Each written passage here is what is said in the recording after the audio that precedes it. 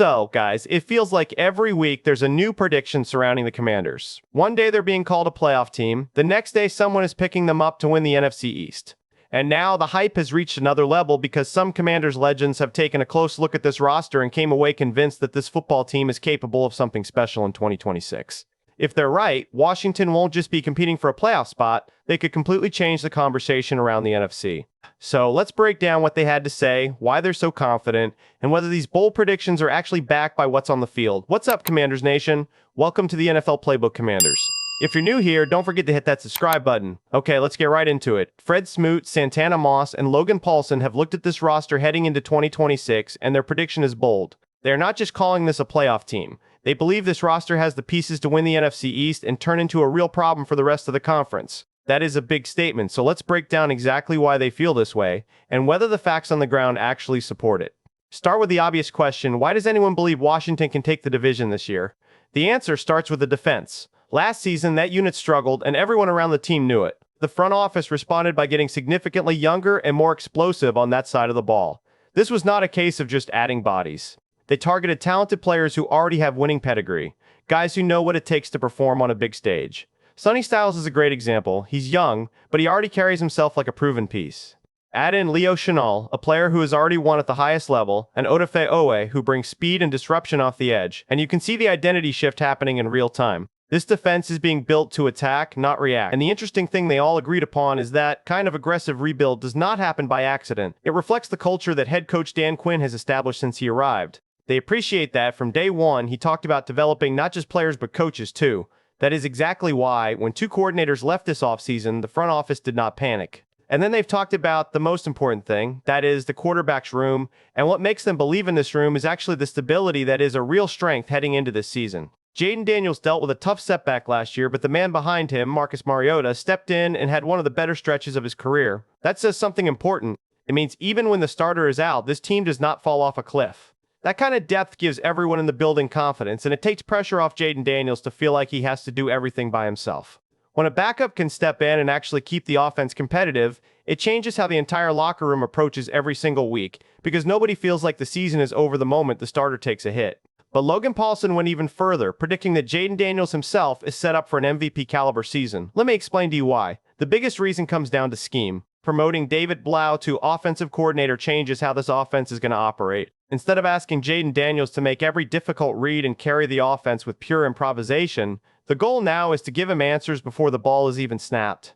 Think about how efficient offenses like Detroit have operated in recent years. They use motion, personnel groupings, and formation shifts to create advantages before contact even happens. That is the direction this offense appears to be heading, especially with heavier use of what is called 13 personnel, meaning multiple tight ends on the field at once. You have Chig Okonkwo, John Bates, and Ben Sinnott all in that room. There is real flexibility to create mismatches and simplify what the quarterback has to process after the snap.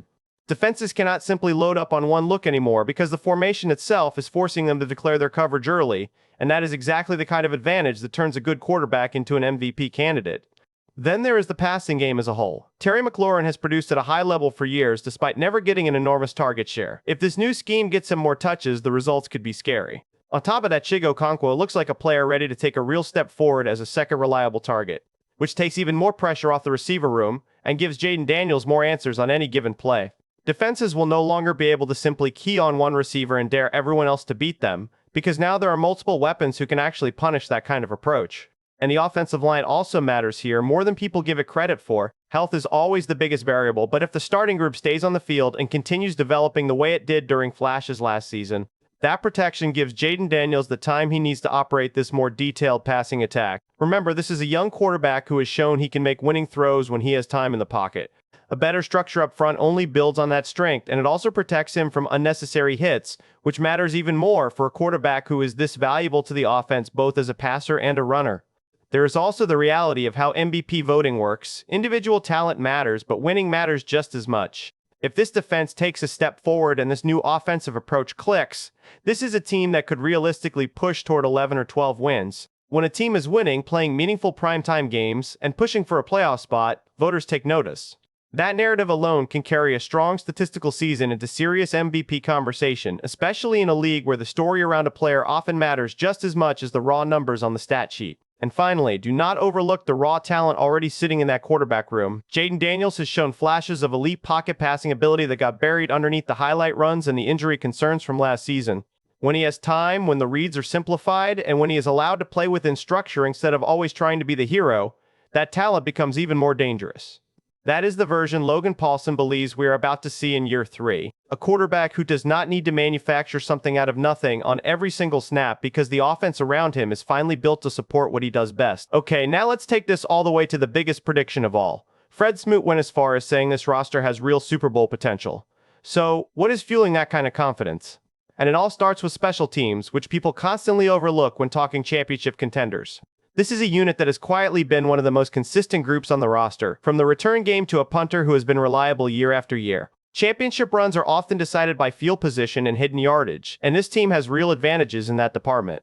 A single explosive return or a pinned opponent deep in their own territory can change the entire complexion of a close playoff game, and this roster has the pieces to make that happen consistently. Then you circle back to Jayden Daniels as what Fred Smoot calls a true equalizer. A quarterback who can beat you with his arm and his legs forces defenses to play honest. They cannot load up on one style of coverage because he punishes both. That versatility changes how opposing coordinators have to prepare, and it puts pressure on defenses in a way that a traditional pocket passer simply cannot replicate. The run game is another factor. If this offense leans more into formations from under center rather than constant shotgun looks, that opens up misdirection and play action in a way that was missing at times last season. Rashad White gives this offense a physical presence that becomes especially valuable once the weather turns cold and games get tighter in December and January. Physical football wins in the postseason, and this team is building toward that identity, because when the passing lanes get tighter in bad weather, the teams that can still control the game on the ground are the ones that survive. There is also the idea that 2 new coordinators create unpredictability early in the season, since opposing teams have limited film to prepare from. That can absolutely help a team start fast, but here is where I have to push back a little. Relying on unpredictability as a long-term Super Bowl formula is risky. By the middle of the season, opposing coaching staffs get enough film to figure out tendencies and adjust. Novelty fades. If this defense wants to be special all season long, the answer cannot just be that nobody knows what is coming. It has to be built on talent and execution that holds up even after teams have adjusted, because every good coordinator in this league eventually solves a scheme once enough tape piles up. And that brings us to the real foundation of this Super Bowl talk, the defense itself. The addition of players like Sonny Styles, Leo Chenal, Odafe Oweh, and Nick Cross gives this unit a level of size, speed, and physicality that was missing in recent years.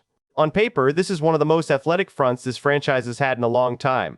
If that group can consistently get after the quarterback and tighten up in coverage, that is the kind of foundation that championship runs are built on. A defense with this much length and speed has the potential to disrupt plays before they even fully develop, which is exactly what you need when facing top-tier offenses in January. And here is the other piece of this puzzle. The NFC East is wide open right now. Philadelphia was the first team in a long time to actually repeat as division champion, but there are real signs of cracks forming. Lane Johnson is not getting any younger. That offensive line took some hits last season, and the roster took a step back in a few key spots. Their front office is also dealing with a cap situation that makes it hard to keep every core piece together. Now, before anyone gets too excited about that, I want to be clear.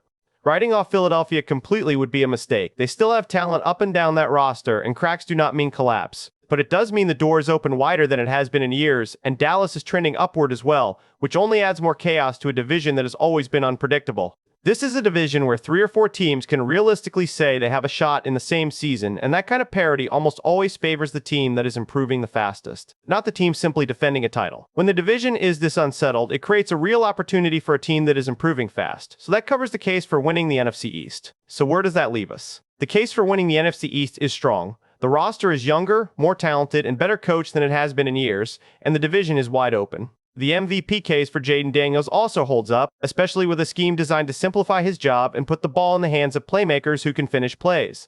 Those 2 predictions feel realistic based on what we are actually seeing on paper. The Super Bowl prediction is where I have to be a little more careful. This roster has real talent, but the biggest question mark is the secondary. Holding up in man coverage against elite receivers, under real playoff pressure when Dan Quinn is bringing pressure and asking his corners to survive on an island, that is a completely different test than anything they faced in October. Until that unit proves it can hold up in those exact moments, calling this team a true Super Bowl contender is a little ahead of schedule. Still, this is a team with a legitimate path to the NFC East title and a real chance to make noise deep into January. Whether that turns into a Super Bowl run depends on how the defense answers that question. Either way, this is shaping up to be one of the most exciting years for this franchise in a long time, and I cannot wait to see how it all plays out.